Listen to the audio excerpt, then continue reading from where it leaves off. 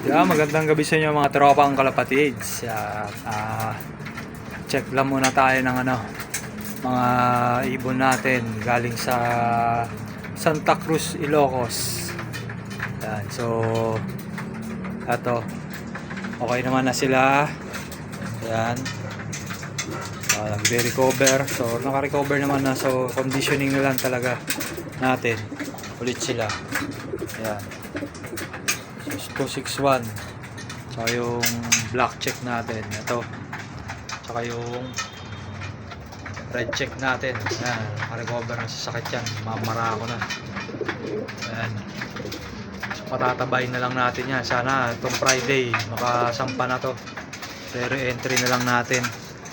At itong blue bar na to, yung huling umuwi nung nakaraan galing ng Bawang, La Union. Ayan. So itong mga pares to, binaklas ko muna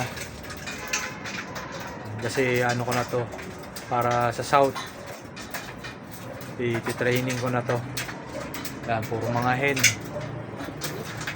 So itakit ulit tayo sa second lap ng North Derby FPR. Ayan, good luck doon sa mga kasali. At sa may mga isasampa pa ulit.